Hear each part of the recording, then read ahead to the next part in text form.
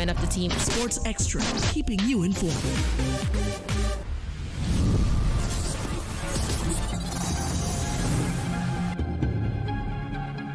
Can you hear me?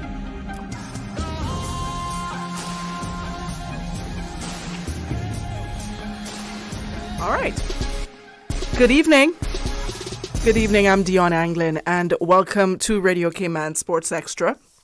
Tonight, we will put the spotlight on Cayman's rising stars, who, of course, are making waves on the pitch and on the water. From the Parana River in Paraguay to the CFU Challenge Series in the Caribbean, of course, our athletes and our officials proving that Cayman's talent belongs on the international stage. So we'll hear from referees, CIFA referees, Kadeen Foster and Sophie Roberts, right? Is it Sophia? Sophie, okay. Sophie Roberts. Fresh off, I have a friend named Sophie Richards, so it's like...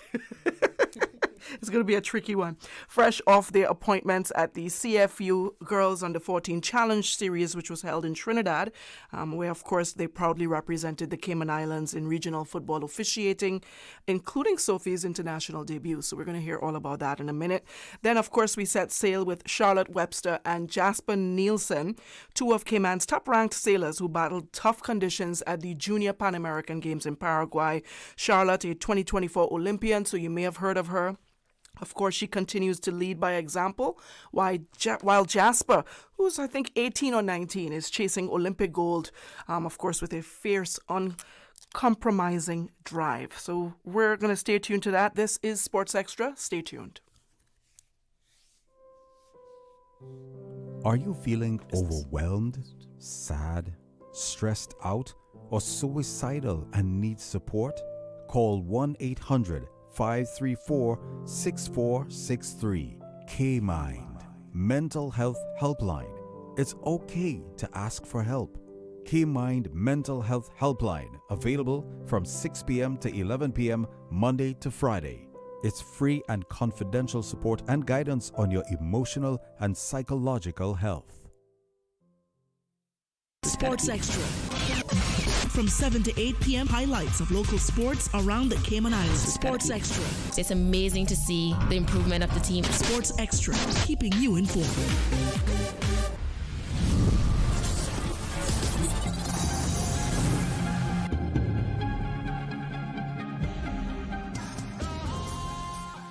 Okay, welcome back to Radio Cayman Sports Extra. We have referees Kadeen Foster, football referees Kadeen Foster and Sophie Roberts here with us in the studio, and they recently officiated at the CFU Challenge Series in Trinidad with our under-14 athletes as well, who performed quite well. They did very good. What are your views on how the girls did?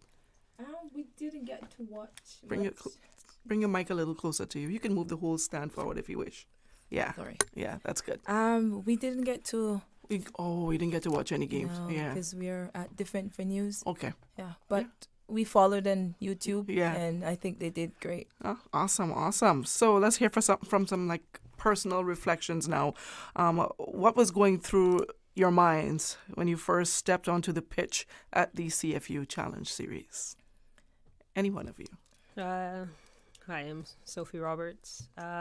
So this was my first time refereeing, officiating as a assistant referee in the Trinidad and Tobago, at all anywhere else other than the Cayman Islands. And honestly, there were a lot of butterflies going through my stomach as I stepped on, even before the game was about to start, 2 hours before, as we walked on the field. Is it? Yeah. It's quite I don't know how much butterflies you had, but it's quite natural for that to happen. It was fun though. Once the whistle blew, all the butterflies went away, and I was just focused, just trying to stay in line and do my best. And I didn't hear any screams from behind me, so I think I did well.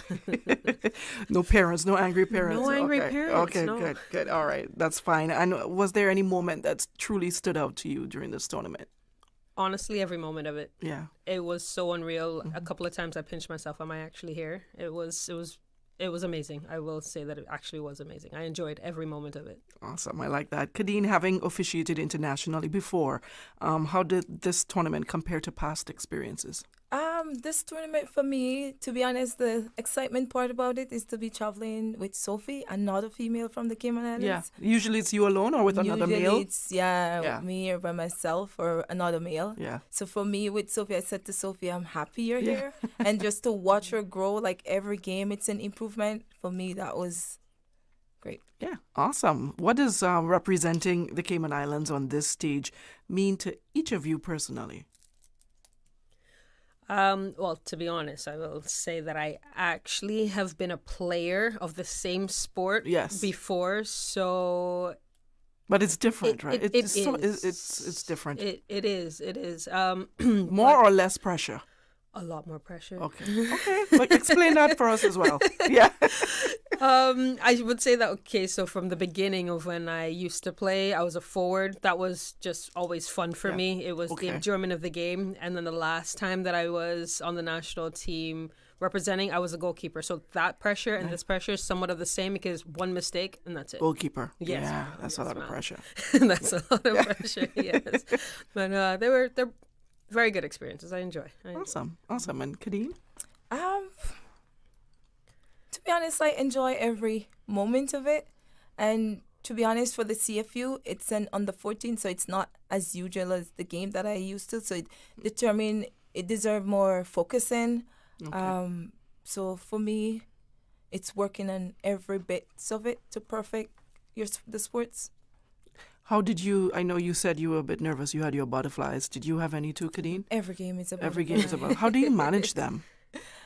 What do you think about? What helps you get over that nerve? As a referee going on the game, knowing what you need to do. As a referee, knowing that you're a human, so therefore we'll make mistake. Yeah. Let it go, put it behind you, try to talk to yourself, try to encourage yourself. As a team, sometimes we have communication. So we will encourage each other, we'll talk, we'll give jokes, just to stay focused. That's about it. Okay. And what were the biggest lessons you guys took away from officiating at this level? Well, you've officiated at a higher level before. Yes, I have. Yeah, so let's hear from you, Sophie. What have I taken away from this? Yeah. Always be focused. Mm-hmm. A life lesson, which is usual, always be humble, teachable. There's always new things to learn. Anywhere you go, everywhere you go, there's always something to learn. You don't get too old. I'm curious to find out what the referees be discussing halftime on the field. what sort of things do you all discuss? Are you discussing? We blow a lot of whistles for this team. Let's try and eat them up and give it. I mean, can you all talk about that? I mean, halftime talks sometimes reflect on the first half of the game. Yeah. So basically, the mental part of it. How do you feel? The mistake that we make, what happened? Just trying to see if we can avoid it in the second half. Okay, awesome. And how was it working alongside referees from other Caribbean nations? How did it influence your approach, I should say? For me, my first time going out it wasn't actually a CFU, but I was just going there for training in Jamaica. Yeah. So I went there and I saw some experienced girl. So I used to do track and field before. Yes. So they always said to me the first ticket or the ticket to referee is fitness. Yes, of course. So I got the opportunity to do the brutal fitness test. Yes. So I got the opportunity to do the fitness with the big dogs. Yes. So that was time for me to prove myself, and I did. Yes. So from there, it really motivated me that, okay, if I can compete with the big girls, then I belong there. Yeah. So You too, Sophie? Sorry, what was the question? What was it like working alongside other Caribbean nations? Referees. Mm-hmm. Yep, diversity. Knowing that, yes, as a referee body, we do have to stick to certain rules, and it's general rules for everyone. But hearing it from others can also be different from how you interpret it from home. So it was good experience. Very good experience. Okay, awesome. You guys made a lot of friends? Yes. On that? From all over. Yeah. Do you still keep in touch with them? I do. Yeah, from when you first started? Yes. What inspired you guys to take this officiating journey? We start with you, Kadeen. My sister, she's an AR. Okay. A FIFA AR here in the Cayman Islands. Who's your sister? DIONNE Foster.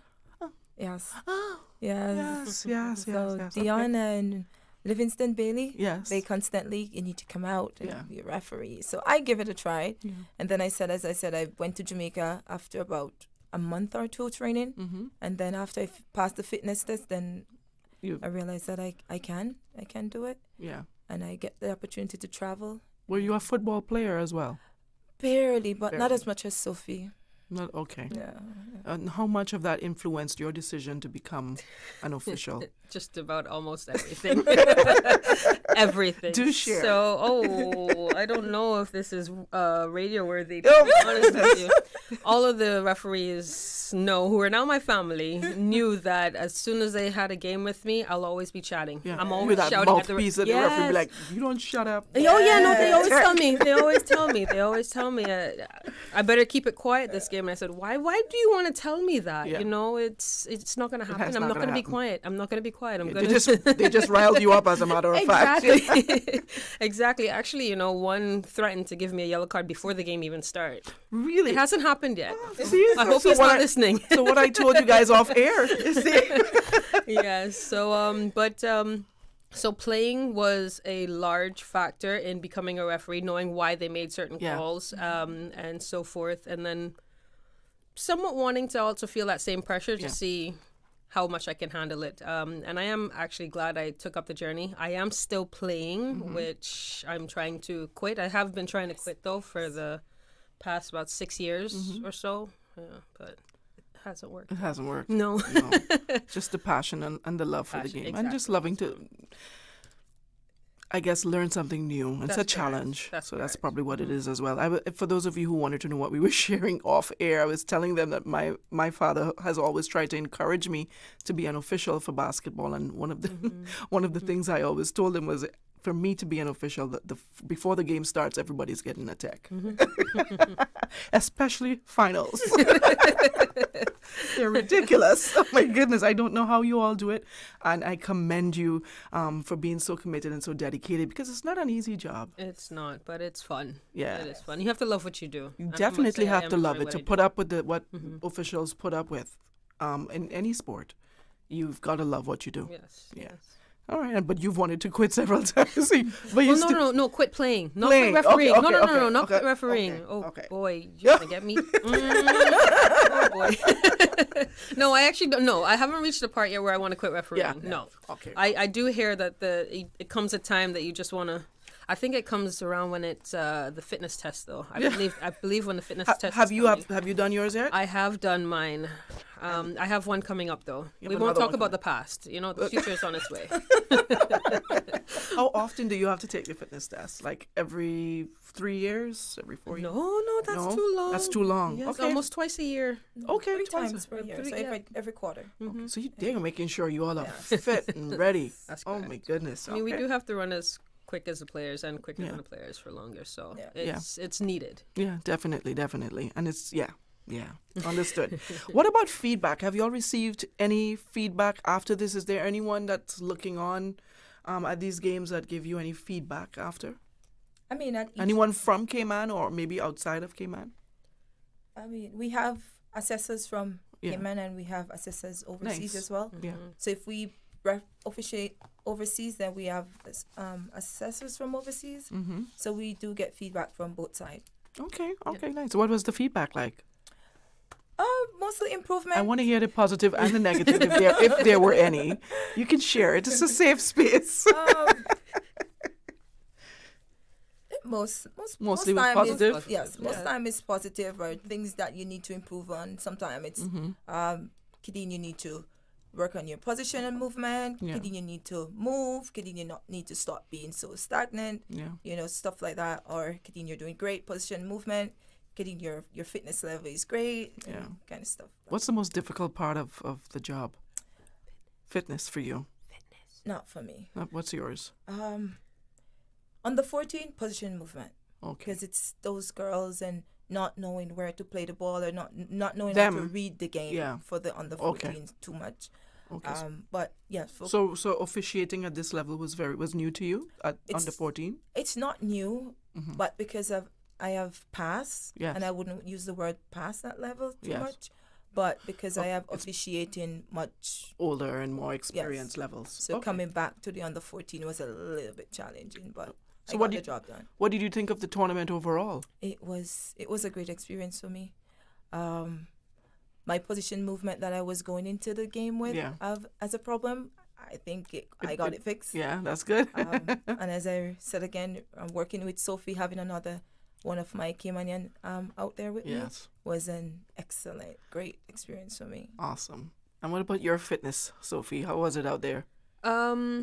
It wasn't bad. I thought it would have been visible that I need work, but I think I kept up. There was a couple of times that I ran out of line, but it wasn't a great deal that I missed anything. Yeah. So it's good. No, it's good. It's something that I have already planned on working on, and I already have a schedule. Okay. And if she did any of that, then we will have a talk after. Yes. Okay. So all right, sounds good. So what aspects you think of refereeing, of your job, do you feel improved during this?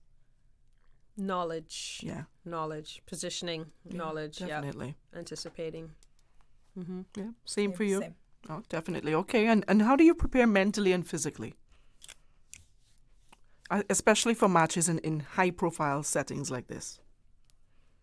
Meditate. Meditate. God. Always put God first. Meditate before the game. Eating good breakfast. So that's for me at least. Yeah. I mean, the same for Sophie. So we'll have a meet as a team. We'll pray together. We'll discuss the game. Sometimes we'll watch just small clips of how the teams play. Yeah. And nice. Yeah. Okay. Awesome. So let's move on to some impact and aspirations. So I know, what message, both of you, what message do you hope your participation sends to young Caymanians interested in officiating? Because I know that's a struggle. Getting officials out there is a struggle. Yeah. And you guys know why. So I actually have a 13-year-old daughter, and she is just started being a referee as of this year. And I am hoping other females, especially female young girls, also take on the role of being refereeing. She's enjoying it. She hasn't done any games as yet, but she is starting to enjoy it, and that's a plus for me. Yeah. Yes. Definitely. But I do hope that other females out there and other young kids out there decide to take on, because a lot of them play the sports. Yeah. But for them to know the rules of the game as well, it's not a connect. Yeah. So how do you guys do that? Like how does I know I can speak for basketball because that's the sport I'm involved in, and I know that they do stuff like have refereeing clinics for the teams that would take part in the local leagues, just to help them be up to par with the rules. That sometimes the rules have changed, and or they've gone back to a certain rule now. Is there something that CIFA does to help the athletes? Yes, they have done the same. Yeah, awesome. And what's the how do the athletes respond to that? Do they show up? They show up. Yeah. So both the coaches and the athletes. And the athletes. Yes. Is there do they get penalized if they don't show up? They should. I don't think. Not sure how I can't say. I don't think so. You don't know? Okay, awesome. Okay, all right. So, how do you see the experience shaping your future in refereeing? Any goals for upcoming tournaments? International ones. So this was my first CFU experience, and I am hoping to be in the next one, and hoping to. My 5-year goal is, I am a bit old, but my 5-year goal is you don't to look be... it at all. You said that, and you said 13-year-old daughter. My mouth almost dropped, but I held it together. Yes, but my goal is to be on the panel, FIFA panel. Okay. And to get my daughter by next year into CFU as well. So next year, hopefully I can go with her. You said CIFA panel? Or FIFA? FIFA. Okay. FIFA panel. All right. Nice. Yes. I like that. Yes. Kadeen? For me, we have some female tournament coming up in November. So Most likely I will be appointed. Okay, so what level of officials are you in refereeing? I'm a FIFA referee. You're a FIFA referee, and you are I am not yet. You're not a FIFA referee yet. So what does it take for her to get to that level now, since you've been there? The first passport is fitness. Right. So when she takes that fitness test and pass, does she automatically become a FIFA certified referee? The thing is, she already get the exposure before. So therefore, it's good that she's working on the concentration, the movement, and anticipation.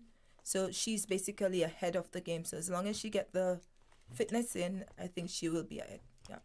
Okay. You spoke about your sister and Mr. Bailey being like a support system that helped you reach this milestone. What about you, Sophie? Mr. Bailey is definitely my backbone. Yeah. I've had him on my show so many years ago. Yes. What does he do now? Is he like head official or? He's the head of referee. Head of referees now, and that was where Mr. Alfredo Whitaker was at one point as well. So I go far back with that with football. When I first started the show, Mr. Alfredo was still an official, along with Mr. Bailey. Okay, so pretty cool. And we can't leave out our fitness instructor. Who's that? Dwayne Simpson. Okay. He is new, and he is grueling. He's been doing a wonderful job. Yes. Okay, but it seems like he prepared you all very well for this tournament, so that's pretty good. What does Cayman's growing presence in regional officiating say about the development of football here? Because you're not the first two that have done an international tournament, right? Several of you have gone. So what does that say about Cayman football on a whole? The fact that when I first got on, I was the first female from the Cayman Islands to be a FIFA. Yeah. Well, in my time when I was, let me make sure I correct that, along with my sister only ref locally at the moment. Then now comes Sophie. So they asked me the question, do I have more girls coming up? Because now Sophie's on the panel. Right. Seems like the Cayman Islands is basically developing females to basically join the panel. We have some upcoming guys as well. Yeah. So I would say they're doing great instead of developing. Awesome. Okay. And how has officiating in our local leagues been, or how has it prepared you for moments like the CFU? You prefer that question, the last one. All right, let's go. How has that prepared you? We'll get to the first one I asked. She can't control herself. Okay, wait. How has officiating in Cayman prepared you guys for the CFU challenge? Should I say or should I not say? Officiating in the Cayman Islands, for me, mentally, it is harder than overseas. Okay. And what makes it harder? The feedback, the respect that you get from both coaches and some of the team. Okay. So make it difficult for you to. So you're questioning yourself each call that you make. Because when I make a call, someone is crying, someone is screaming, someone is saying something. Yes. So it's like you have to be mentally prepared for these games. Yeah. So make it transition into overseas. To be honest, a little bit easier. Just focusing on fitness and position movement. And they're of internationally, they don't know you, so like it bounces off your back. Yeah. But here, yes, you know them a little too well. Yeah. So that doesn't bounce off the back that easy. How do you handle that mentally? The abuse of officials, the verbal abuse, and sometimes physical. It gets there. That's why certain games have to be postponed because some teams went a little too far. How do you all handle that? To be honest, what I start to do is prevention. So I will have a talk with the guys. Yes. We're human being. I understand you're in the fever of the game, but when you disrespect me on the field, I'm gonna feel offended. Yes. Let's don't allow that whatever decision is made on the field to destroy your game. Let's bounce back and keep going. Do you tell them this before? I do. You tell them. You do the same, Sophie? Yes. Yeah. Even with the kids. Yeah. Because I'm a center referee only with the kids. on the lines when it comes onto the larger games. Yeah. And if I see tugging and pushing, I'll say it even before, no foul, no foul, no foul. Let's play ball. Yes. Let's play football. Let's play football. To get them in their mind to know, yes, it's a physical sport. It's a contact Yes. sport, but it's the love for the game. Let's play football. Yeah. But as she said, in the sense of the respect from coaches and the respect from the parents, it's not always good feedback. So going away where there's no one who knows you, basically, it was comforting in a sense. And having that exposure here, though, it did prepare us for just in case it happens. Right. It's not something new to us, Right. you know. Exactly. So, but there were a few people in the stands on a few of our games, and yes, they're in the moment of the game as well, but it was never anything malicious at any point in time. It was all good love. Even one of the coaches behind me was saying, "Oh, my team loves you." I said, "Wait. I'm not partial to your team. She was offside." Do you find that like that having a respectful relationship with the players sort of make a difference? Definitely. Or like what you said when you approach them before the game and you have that little chat with them. No, you think that makes a difference during the game? Definitely. Yeah. Oh, yeah. Good luck. Good luck. I know.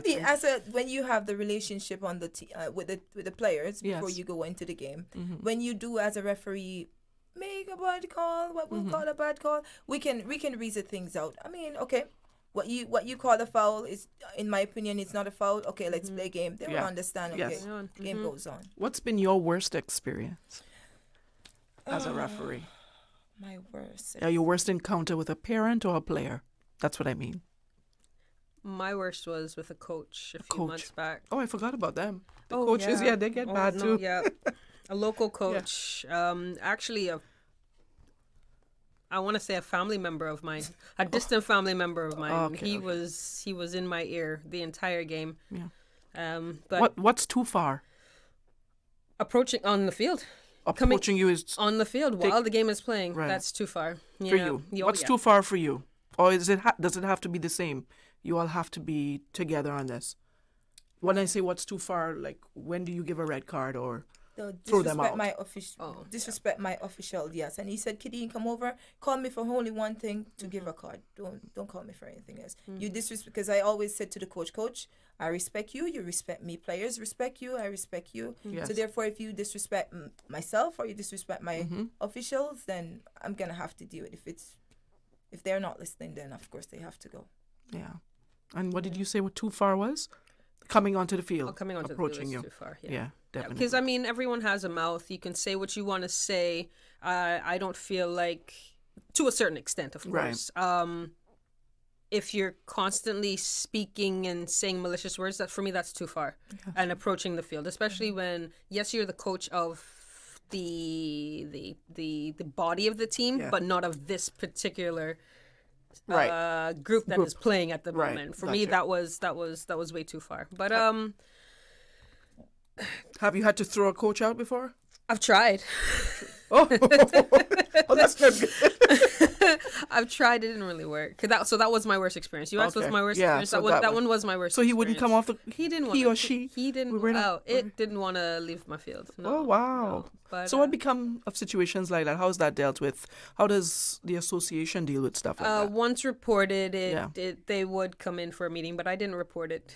As I said, distant family member. So I felt like he really just knew who to push. Yeah, knew your buttons. Knew to my push. buttons. Yeah. So I didn't push it anywhere. I just hope he doesn't do it to any other official, because it will not be the same. Right. And with you again, he better not try that with you again. I don't think he will. You've learned your I think he learned his. Yeah, I hope so. We had a talk after. Oh, you did. Good. And what about you? Did you share your worst experience?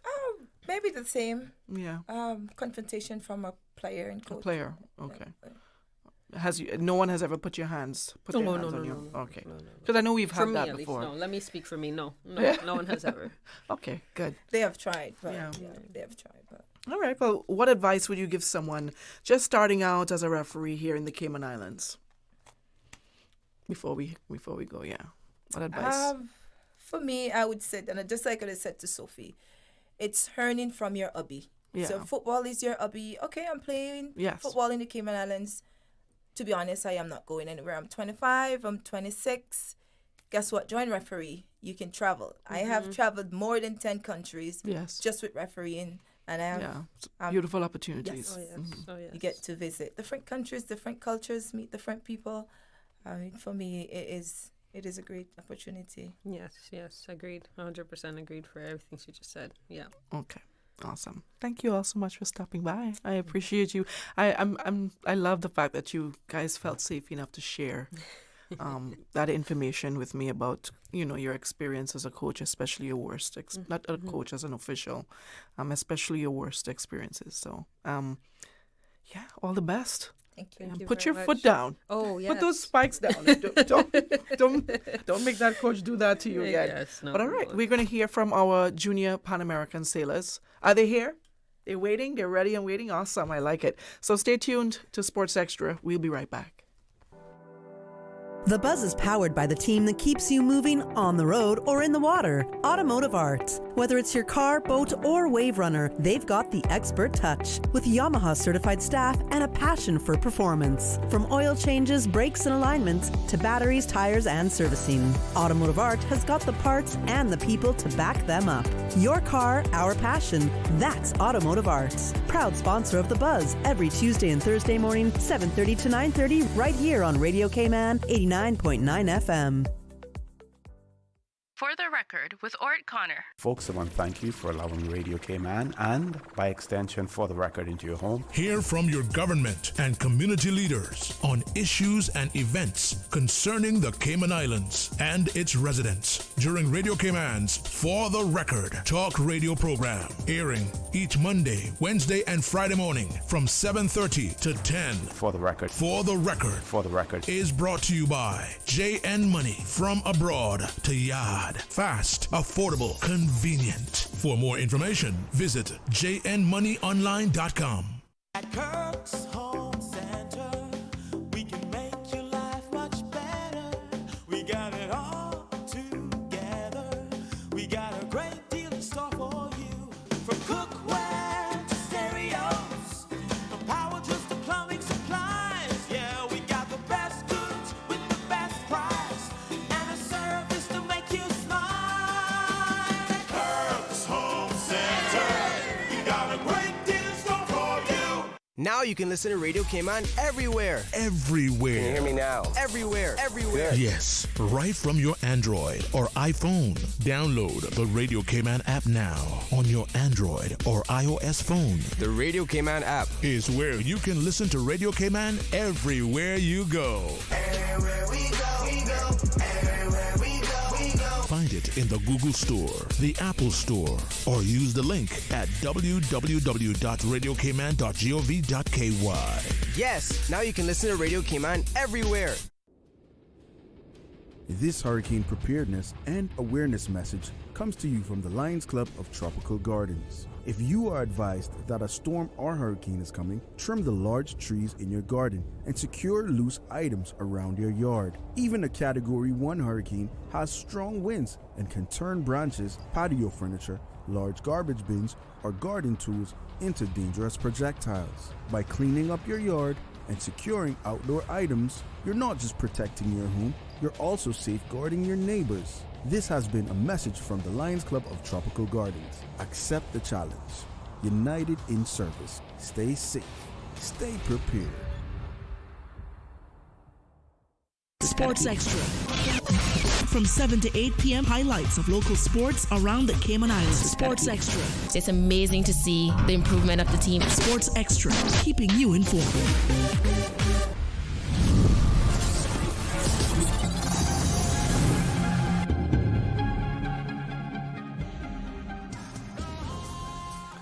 Alrighty, welcome back to Radio Cayman Sports Extra, and we have two top sailors in the studio with us tonight, and I'll have them introduce themselves. We start over here. Hi, I'm Jasper. I'm 19 years old. 19. I've been sailing for Cayman since I was 11, so I'm excited to be on. It's my first time. Yeah, let's go. Go ahead. And I'm Charlotte Webster. I'm the Cayman Islands 2024 Olympian. Yeah. and I'm really happy to be here this evening. I am very happy to have you both in the studio with me because sailors are like the most difficult people to get a hold of, right? Of sailors and tennis. Like the most difficult, like, are you available? No, they're off island, sorry. Yeah. So I'm just happy that I have you all here in this space. I appreciate you for coming, your coach for organizing it and everything. It's pretty good. Has he been your coach for a long time? I know Coach Raf is the coach. Yeah, Coach Raf has coached both of us for a pretty long time, and in 2021 is when I started working with Juan more closely and doing more international events with him. I like your necklace. Oh, thank you very much. Is that a replacement of the tattoo, or you got the tattoo? I have the tattoo as well. You do have the tattoo as well. So this is my Cayman Olympic necklace, and I got it as my graduating present. Oh, it's lovely. It's lovely. And you are vying for yours soon, because that's your dream. That's your dream, is to head to the Olympics. So we're going to get there. We'll just talk a little bit about, both of your personal journey and of course, your identity here. So you, Charlotte, you've sailed, well, you did say in what I was reading, which was so exciting, that sailing is in your DNA, right? How has your family's legacy shaped your approach to the sport? Oh, it's shaped my entire life, to be honest with you. My parents met sailing in like 2001. I don't want to get that wrong. Maybe it was 2000, but my parents met sailing and I grew up on the water. So yeah, it's definitely in my DNA and I love it. And I wouldn't imagine another life where I'm not sailing. Yeah, definitely. What does being Cayman's top-ranked female sailor mean to you personally and professionally, Charlotte? Personally, it means a lot. Sailing's part of the Caymanian heritage. Yes. And my whole family I'm very Caymanian. I'm 8th generation Caymanian, and my great grandfather was running the Webster Shipping Company, and to kind of carry on the sailing legacy really it means a lot. And professionally, it's definitely shaped the way that I see the world. Yeah. Being able to travel the whole world and get to experience different cultures through sailing, and definitely. Yeah, that really shapes me as a person, I think. Awesome. I like that. Thank you so much for sharing that. Let me clear my throat there. So, Jasper, on to you. You've made sailing your life's mission. So, what sparked the level of commitment? Yeah, I mean, from when I was young, my family, I always enjoyed sailing with them. I spent a lot of time on the water, and that was kind of like my happy place growing up. Okay. And I felt it was a sport that really gave me independence, and I valued that a lot as a kid, and sailing gave me that. Okay. So growing up, being on the water, that's everything to me. Yes. And growing up with my family being on the water, that makes it even better. But I think the determination for sailing, where that comes from, is just, it really felt like it was always for me. Yeah. When I was growing up and doing team sports, as much as I love playing with my friends and doing stuff like that, being in a boat by myself on the water, all the mistakes were for you. Yeah. You couldn't blame it on anyone else. No one could blame it on That's you. why I like team sports. So blame it on my teammate. Yeah. So if you like your independence, sailing is a great sport. Awesome. I like that. So what does mind, soul, and body dedication look like in your daily routine?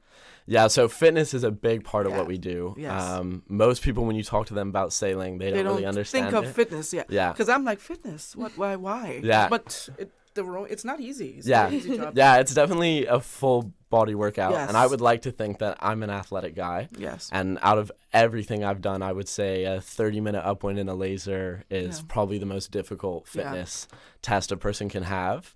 You have hiking when you're leaning out of the boat, you're using the main sheet for the sails, using the rudder to get over the waves. Yes. So your whole body's moving 24/7. And it's also to think that every other athlete who's on the water is going to be pushing their body as much as they can. Yes. And how fit you are will put you ahead of them if you're consistent with that. Nice. How do you stay motivated, especially during long stretches? My family's a big thing for me. Okay. But I have to say most motivation for athletes that have been doing it for quite a long time, that's going to have to come from yourself. Okay. And thinking about your goals, envisioning those goals, trying to act out those goals, that's a big part of being motivated. Yes. You have to remember what you're there for and what you're competing for.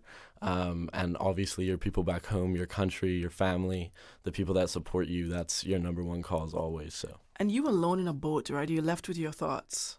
What goes through your mind while you're sailing? Oh, what do you think? Are you singing a song in your head? Are you reciting a poem? Are you thinking of your family? He is. He's always singing. Yeah. I don't know. Personally, I think, like, you know, you're always thinking about the conditions. Sailing is so based off of what conditions you're in the moment.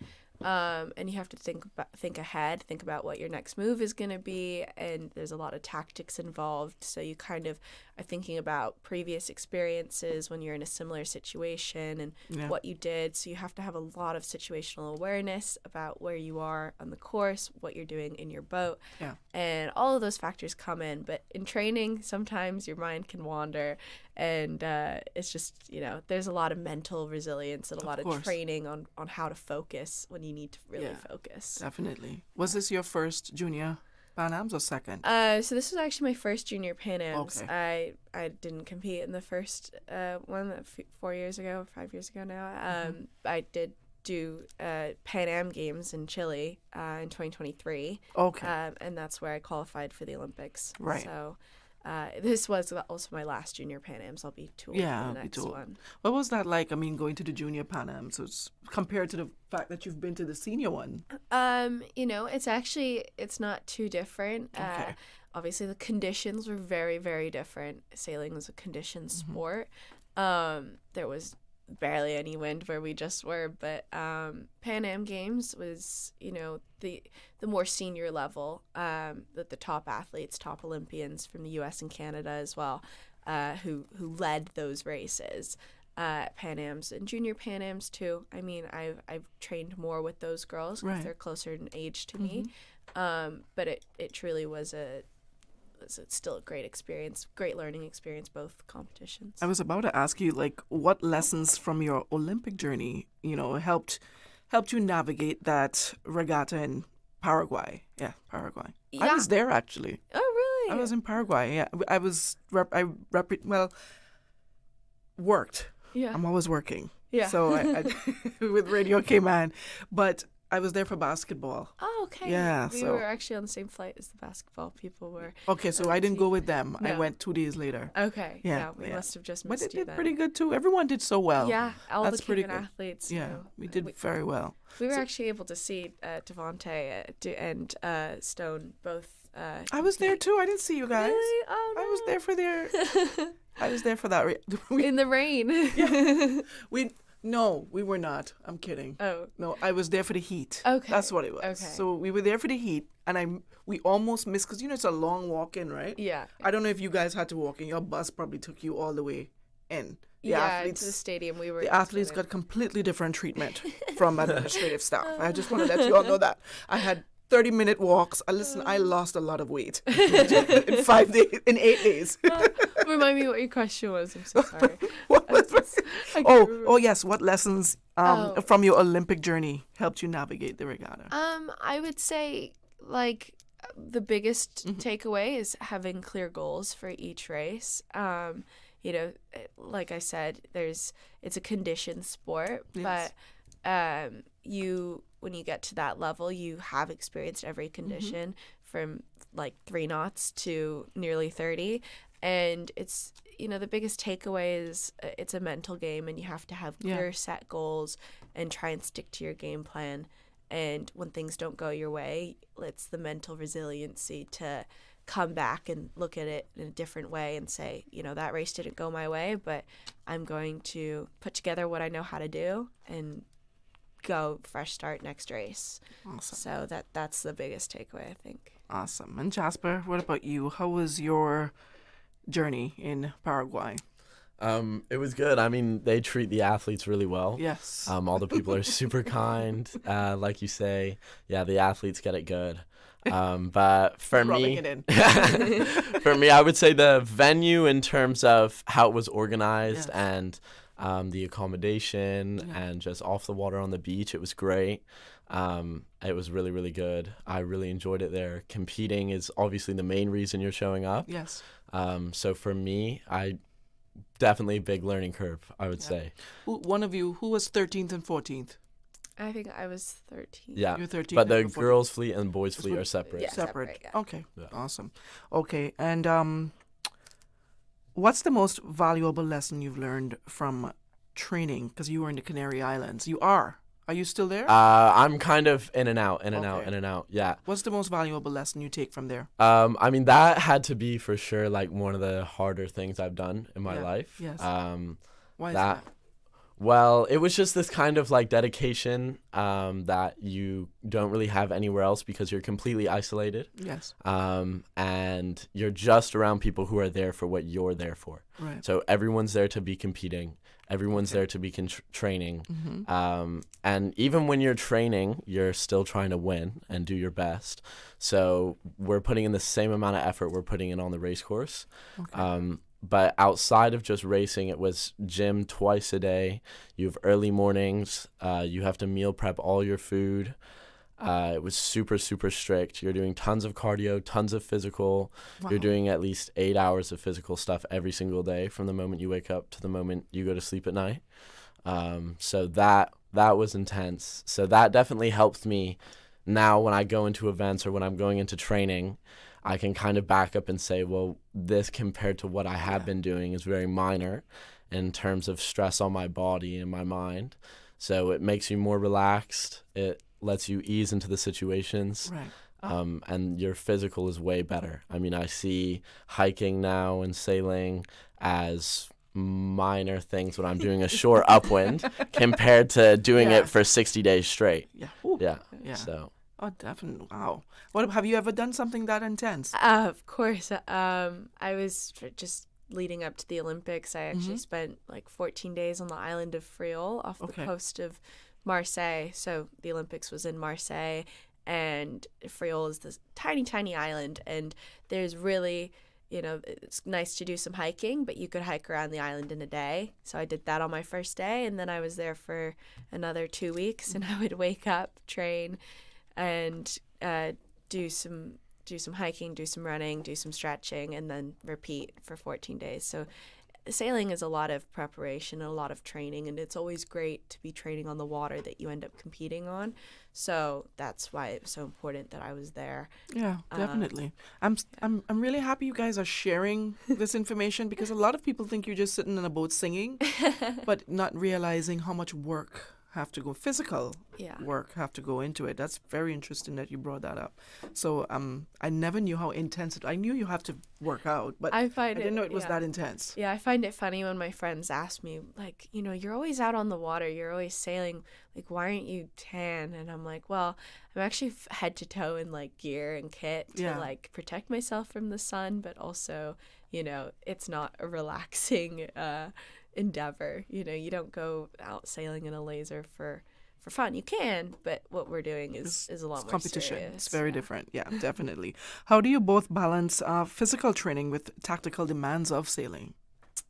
I think that the more time you spend on the water and the more time you're spending in the gym, the fitness element, you get to a part of your brain where you're hopefully not thinking about how much pain that you're in while you're racing, because that means you just aren't up to standard that you need to be for racing. And balancing that, your body's going to be killing you in a race, and heavy winds and light winds maybe not so much, but heavy winds, if you're hiking really hard, your body's going to be killing you, but you need to find that part of your brain where you can say, all right, let's think tactically about how strategically, how am I going to out hike the people that I know I can out hike. And it makes you work that little bit harder, knowing that you've done the training and the preparation to get to that level. Awesome. I know when we were coming back from Paraguay, I met some Trinidadian sailors. So they were telling me because it was two, just like it was two of you, there were two of them. And I think the girl placed 18th and the boy placed 11th. I know Stefan, actually. You do? The boy. Yeah. Okay, yeah, that's his name, Stefan. Yeah.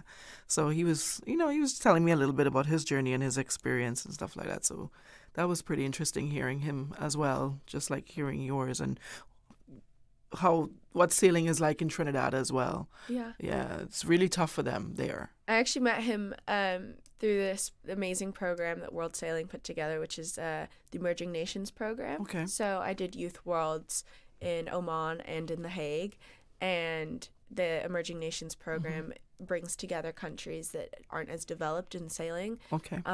So that's how I got to meet him, and Okay. it's how I got to meet a lot of the sailors that I know today that are still in the circuit.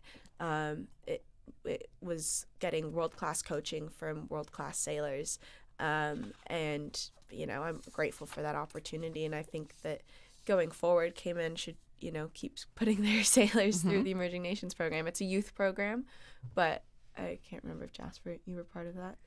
I don't think so. I think it was a different circuit that Jasper was in to what I was in, but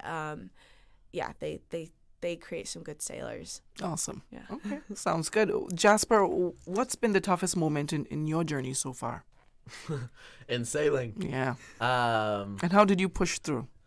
I mean, sailing's always been a difficult sport. Yeah. I would say the most difficult times are definitely when you don't perform the way you want to perform. That's going to be your biggest letdown, especially when you train for months and years for a specific event to go well, and it doesn't go well. That disappointment is real, and it feels like a waste of time. What's your idea of doesn't go well? Just placing at a low? Yeah. Or something goes wrong. If I don't say I want to place top 10 in an event and I finish 50th or 60th, like I'm gonna be really upset about that. Yeah. Or if you're doing really well in an event and you have like 2 bad races, and it sets you down 30-40 places, those times are difficult. So I would say that is gonna be like definitely I think the hardest thing for most athletes when it comes to actually being on the water in the sport. Yes. It's going to be those letdowns, those losses. And it's all about convincing yourself that it was worthwhile. Yes. And that no time's ever wasted, because that's time that was building your character, and all of that. So things we say to make ourselves feel better. Yes. But that's definitely the hardest moment. You're smiling. Yeah. I can relate to that a lot. Yeah. Okay, sounds good. I know there's this perception that sailing success requires wealth or sponsorship. How do you all respond to that perception? I can think that I would say that that's probably true. Yeah. I would say that to get to any level in sailing where you're going to be making medal races as a man or a woman at an Olympic Games, they have a lot of support from their country. So they all have federations that give them lots and lots of funding. Cayman tries their best with their athletic program, I believe. And we just have to hope that one day we can obtain those same things that help those athletes. But it is also true that is privately funded as well. Yeah. So like at least in the men's fleet at the Olympic Games, you have the Vatnai brothers from Hungary, or Pavlos Kontidas from Cyprus, or many years ago, older people remember Ben Ainsley as one of the famous sailors to ever lived. Okay. These people all come from wealthy families. Right. And most of them that were in the medal races, their families are some of the wealthiest in the countries that they originate from. But to say that all sailors who perform, and definitely in a youth level, are wealthy wouldn't be true. Right. Because in a youth level, it's not as expensive. People haven't been doing it for 30, 40 years. So that's a completely different realm. And youth athletes sometimes tend to get more help than senior athletes, depending on where you're from. Okay. But yeah, the older guys that have been doing it, I've met guys who've done more world championship events in years I've been alive. So they definitely need money. When you guys travel for international competition, do you have to take your equipment with you, or is it something you have to take it? I will just add on to what Jasper is saying. I mean, sailing is a sport that anyone is capable of doing, but it's not a cheap sport by any means. No. And I'm so grateful for all of the funding and support that I've received from strangers and from friends and from family. Yes. I would not be where I'm sat today without that support. Yeah. Training is expensive, The Olympic Committee covers these Olympic events, like for junior Pan Ams, and the Olympics. But sailing is a sport where you need to be competing a lot and keeping your brain fresh and learning a lot and going to clinics and training a lot of time on the water in a lot of different venues. So it's not a cheap sport by any means. Anyone is capable of doing this. A lot of sailors that I've met are really great, and they do lack the support, and they don't end up where they they dream to be Right. because of lack of funding. But I don't think that should deter any athlete from giving it a go. Any athlete out there that's listening, like, if you are struggling to get funding, keep pushing, work hard, show people what your goals are, and don't be afraid of a few no's. Ask for support. Ask, yes, definitely. And if you get a no and you get a maybe's closer to a To yes. no. Yeah. And keep pushing, and ask for support if you really need it. And there's tons of strangers and friends and family members that you wouldn't expect that will help you on that journey. And I wouldn't say that it's necessary to have big sponsors. It's the smaller ones that will really be there and make those small changes that you need to perform at a bigger level. We have identified that you are the number one sailor, female sailor for the Cayman Islands. Jasper, are you the number one male sailor for the Cayman Islands? Yeah, certainly. Certainly. Yeah, I like that. I love the confidence. It's just so cool. I mean, we've got some competition, definitely, for sure. That we've got some great sailors here in Cayman.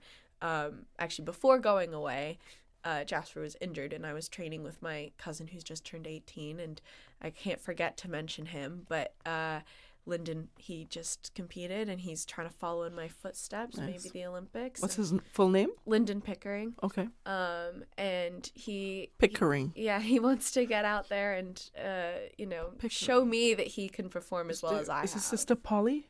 His mom's Polly. His mom. Yeah, that's my Okay. aunt. That's your aunt. Yeah. Okay. My Gymnastics. mom's an identical twin. Is that gymnastics? No, They do no. gymnastics? No. It's sailing? Just sailing. Just sailing? Okay. I know how to mix up. He was training with me before Junior Pan Ams, and Okay. and he was good to have out on the water because sailing can be a lonely sport, and it's great to have people at a similar level. He's a guy in the same Yes. boat as me, so he definitely pushes me a bit, and I push him still. So Awesome. Okay. What did Polly sail as well? yeah, both my mom Because and I my know that aunt. name is, I Yeah, my don't whole know family. Landon. Is it Landon or London? Lyndon. Lyndon. I don't know Lyndon. Yeah. But I know the Pickering name. That's why I was wondering if it was gymnastics. No, I no. wasn't sure. Okay. He's up and coming. Okay. Awesome. So what role does faith play in your approach to competition, personal and your personal growth, I should ask? I mean, if you mean faith by my religious faith, Yeah. I'm a big believer for sure. Yeah. I love God, and I try and put that in everything that I do. I would say everybody has times they fall short. Yeah. Competition definitely brings that out of Yeah. us. But that's, one of the big reasons I do what I do. I feel like when I endeavor to do great things in life, I'm glorifying God in that way. That's what he made me for, and that was his purpose for me. And I intend to try my best to fulfill everything that's available to me.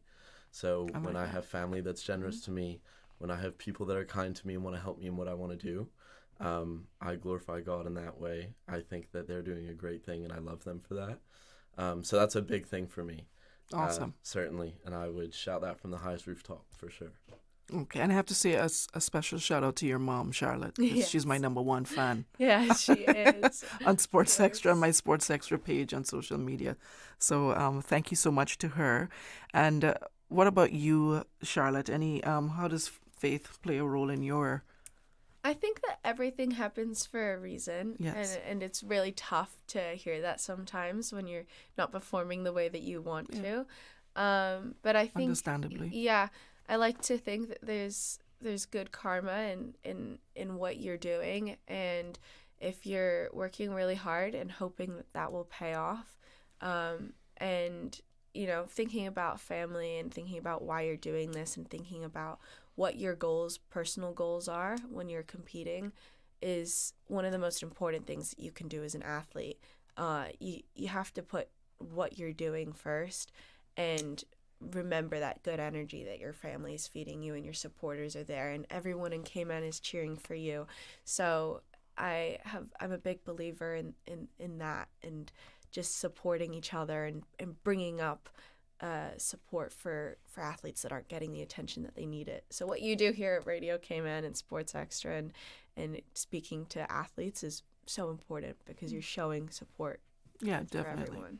Definitely. Thank you. Thank you very much. Before we head out of here, what's next for both of you? My plans are, I actually just bought a 23-foot boat that one of those Charlotte grew up on. And my big plan is that I want to circumnavigate it around the world. I want to be the youngest person to ever circumnavigate in a boat under 30 feet, and I want to be the first Caymanian to circumnavigate. So that's my goal, and I'm looking for sponsors. If anyone's listening to this is very interesting. I like it. Voyage like that. Well, you have to hit me up before you do that. Yeah. So I can report on it. Yeah.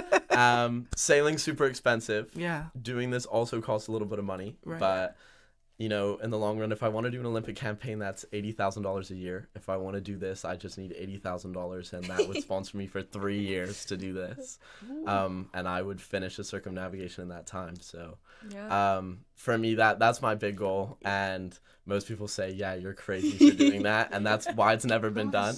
But just because something seems impossible doesn't mean it can't be done. So how long is maybe it might be a silly question, Jasper, but how long does that take you?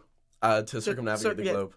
That will take anywhere. It will probably take 2 to 3 years in the boat that I'm in. Okay. 2 years and 6 months. And what's happening in between, like breaks, or do you get breaks, and where do you break, and where do you go, where do you eat? So I would go from here. I would want to do it solo. So I would leave from Grand Cayman, and I have my voyage set on and everything. But you stay in places for a short period of time. When the boat is ready to go, you've restocked on food and fuel, and everything's fixed and tidy. Yeah. You can leave again. But the purpose of it is to keep going. And obviously, I will have to stop, but I want to go and go and go as long and far as. Why? Exactly. Why do you want to do that? Because I think for young people today, one of the best things that you can do is explore. Yeah. Like, I'm a huge history nerd.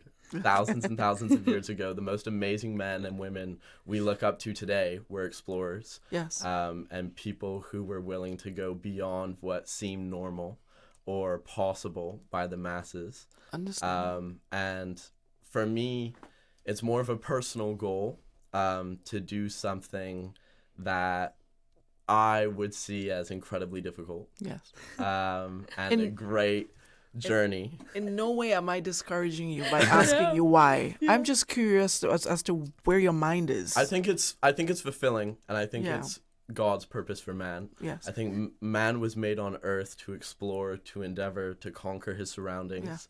To go beyond his nature, to go beyond the human inclination of, oh, this hurts, this is uncomfortable, I should stop. I think that we're built to go beyond that. I think the human body prohibits itself from doing incredible things because it's scared of taking that step. True. And I don't ever want to be scared of something in my life. I don't want to ever think about what is the risk and what's going to prohibit me from doing something that could potentially be great. Okay. I want to go all the way. And I think that's passion. Yeah, that's what I'm passionate about. That's the thing that makes me wake up in the morning and do what I do. It makes me work. It makes me speak to people nicely. It makes me operate well. Is that I have this constant reminder that what I do has a result, and I want that result to be a lasting effect on the world. When do you intend for this to start? When are you hoping? When would you like? Possible. Okay. So as soon as I have the funding to do the things I need to do to my boat, I'll be doing that. Is this you're gonna be doing it with this boat you bought recently? Yeah. Okay. Yeah. So I just bought a boat, and I've been working on it all day today before I came here. Yeah. But yeah, that's my goal. That's what I've been working towards, and I think my whole life in competition and lasers and doing all this has been leading up to something that I see as greater, or something that can be a part of something great. So if I can manage this and do the Olympics, that's amazing. Yeah. You know, so trying to do all of these things and put it together is just my big goal. You know, you listen to him and you think, oh, he's crazy. What is he thinking of? I listened to this for 10 days in Paraguay. You know, I've heard it, and I think Jasper's gonna go on to do some great things. I think so too. I mean, you know, my father once said, you know, you're not gonna be good at something unless someone looks back and say, listen, this dude is crazy. Yeah. He used to shoot maybe 10,000 shots a day, and you'd be like, what? Who shoots 10,000 shots a day? But it's the same thing Kobe Bryant said. He shot 10,000 shots a day.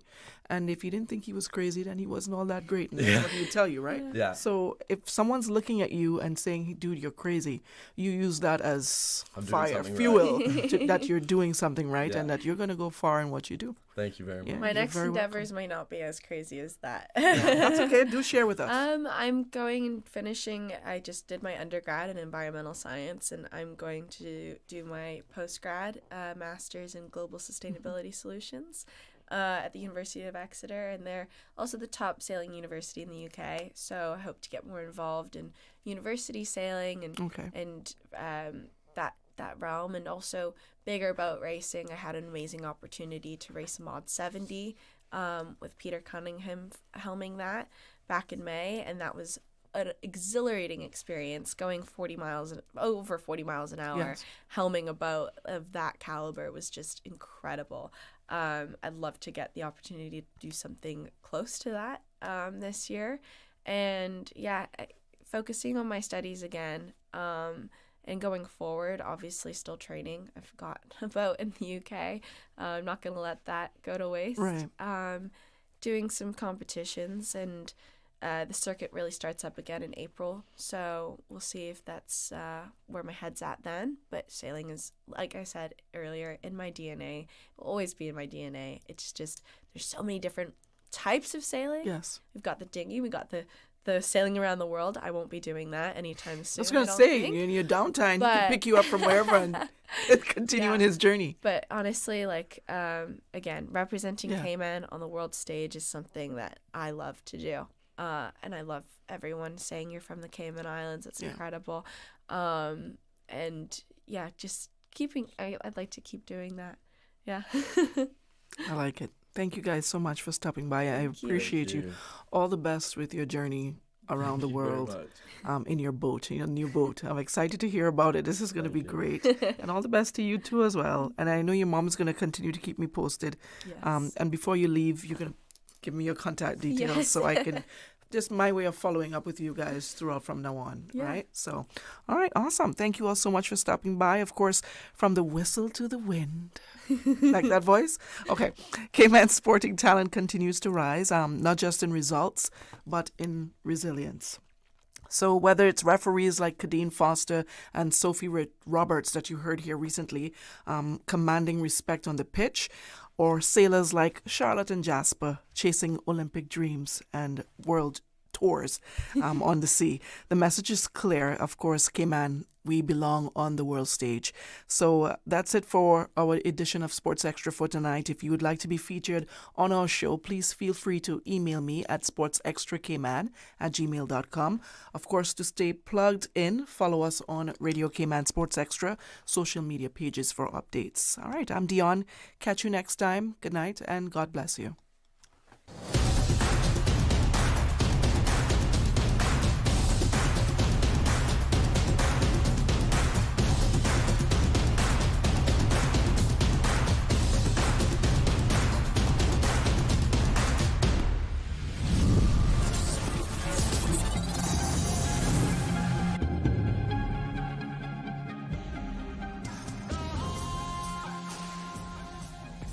Shipping to the Cayman Islands is fast, reliable, and seamless thanks to Cayman Airways Cargo. Need it faster than ocean freight? Cayman Airways Cargo offers multiple cargo flights to Grand Cayman from Miami weekly, so your packages, whether big, small, or in between, will arrive in no time. You can even use a Cayman Airways Cargo US address for your online shopping. Cayman Airways Cargo is also the only carrier providing air freight services for Cayman Brac and Little Cayman. Contact us today and see why Cayman Airways Cargo was voted as Cayman's best cargo and logistics company in the Best of Cayman Awards. For details, visit caymanairways.com/cargo.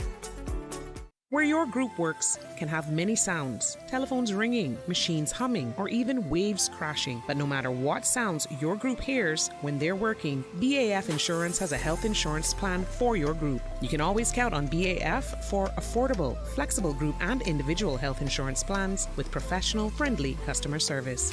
We are BAF. Call us at 949-5089. Your health is our priority. This hurricane preparedness and awareness message comes to you from the Lions Club of Tropical Gardens. If you are advised that a storm or hurricane is coming, trim the large trees in your garden and secure loose items around your yard. Even a Category 1 hurricane has strong winds and can turn branches, patio furniture, large garbage bins, or garden tools into dangerous projectiles. By cleaning up your yard and securing outdoor items, you're not just protecting your home, you're also safeguarding your neighbors. This has been a message from the Lions Club of Tropical Gardens. Accept the challenge. United in service. Stay safe.